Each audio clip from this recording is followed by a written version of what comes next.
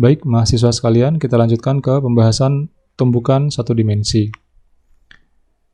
Jika tumbukan terjadi pada dua buah massa partikel yang dibatasi untuk bergerak sepanjang garis lurus, hukum konservasi persamaan 611 dan 622 yang tadi sudah kita bahas sepenuhnya menentukan kecepatan akhir, terlepas dari sifat interaksi antar gaya. Dengan kecepatan yang ditunjukkan dalam sketsa, maka hukum konservasi memberi persamaan momentum dengan M1V1 plus M2V2 sama dengan M1V1 aksen ditambah M2V2 aksen.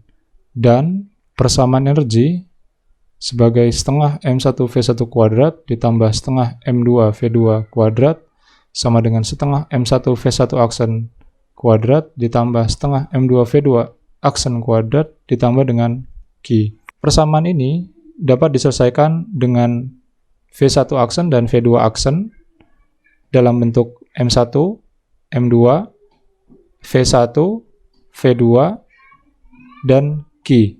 Berikut ini adalah contoh soal 6.8, yaitu tentang tumbukan elastis dari dua buah bola. Di sini diilustrasikan sebelum tumbukan, M1 dan M2 memiliki kecepatan yang sama dengan arah yang berlawanan. Kemudian setelah tumbukan, maka M1 bergerak ke arah kanan dan M2 akan juga bergerak ke arah kanan. Di sini diketahui bahwa M2 sama dengan 3 kali dari M1, kemudian V1 sama dengan V2 sama dengan V. Dan yang ditanyakan adalah V1 aksen dan V2 aksen. Baik, berdasarkan hukum konservasi, maka bisa kita tulis persamaan M1 V1 plus M2 V2 sama dengan M1 V1 aksen plus M2 V2 aksen. Kemudian M1V plus 3 M1. Di sini kita lihat bahwa sebelum tumbukan V2 arahnya ke arah kiri. Sehingga di sini kita tuliskan min V sama dengan M1 V1 aksen plus 3 M1 V2 aksen. Kemudian M1 bisa kita coret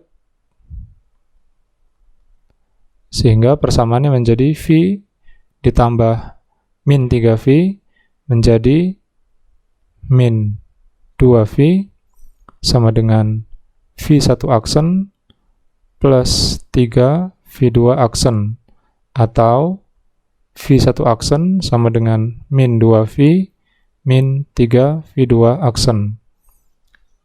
Jika ini persamaan 1, maka ini adalah persamaan 2. Kemudian, berdasarkan hukum konservasi juga, bisa kita tuliskan setengah M1 V1 kuadrat plus setengah M2 V2 kuadrat sama dengan setengah M1 V1 aksen kuadrat ditambah setengah M2 V2 aksen kuadrat. Sehingga jika kita masukkan nilai-nilai yang diketahui, maka ini setengah M1 V kuadrat plus setengah 3M1. Untuk persamaan energi, dia tidak menganggap arah dari mana V berasal. Sehingga tetap saja kita tuliskan V kuadrat. Kemudian kita teruskan setengah M1 V1 aksen kuadrat plus setengah 3M1 V2 aksen kuadrat. Kemudian setengah M1-nya bisa kita coret sehingga persamaannya menjadi 4V kuadrat sama dengan V1 aksen kuadrat plus 3V2 aksen kuadrat. Kemudian kita substitusikan persamaan 2 ke persamaan yang telah kita dapatkan. Sehingga persamaannya menjadi 4V kuadrat sama dengan min 2V min 3V2 aksen kuadrat plus 3V2 aksen kuadrat. 4V kuadrat sama dengan 4V kuadrat plus 12V V2 aksen plus 9V2 aksen kuadrat plus 3V2 aksen kuadrat. Kemudian ini 4V kuadrat dikurang 4V kuadrat sama dengan 0, sama dengan 12V V2 aksen plus 12 V2 aksen kuadrat. Ini adalah persamaan 3. Berikutnya, dari sini kita mendapatkan dua buah solusi, yaitu saya jabarkan dulu V2 aksen dalam kurung 12 V2 aksen plus 12V sama dengan 0. Untuk solusi yang pertama, yaitu V2 aksen sama dengan 0, dan solusi yang kedua, yaitu 12V 2 aksen sama dengan min 12V, sehingga V2 aksen sama dengan min V. Berikutnya, kedua buah solusi ini kita substitusikan ke persamaan 2.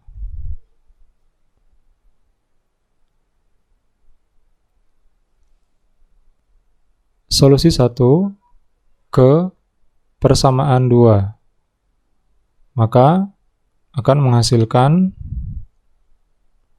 V1 aksen sama dengan min 2V dikurang 3 kali 0, sehingga V1 aksen sama dengan min 2V, dan V2 aksennya sama dengan 0.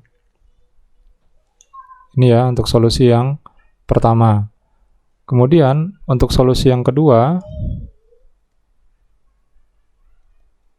maka menghasilkan V1 aksen sama dengan min 2V dikurang 3 min V, atau V1 aksen sama dengan min 2V plus 3V, sehingga V1 aksen sama dengan V, dan V2 aksen sama dengan min V. Di sini dapat disimpulkan, solusi yang pertama menunjukkan bahwa setelah tumbukan M1 bergerak ke kiri dengan 2 kali kecepatan aslinya, dan bola yang lebih berat menjadi diam. Kemudian, untuk solusi yang kedua, ini hanya menyatakan kembali kondisi awal. Dalam masalah ini, karena kecepatan awal memenuhi persamaan hukum konservasi, maka kecepatan akhir untuk V2 aksen besarnya sama dengan kecepatan akhir dari V1 aksen, namun berlawanan arah. Demikian.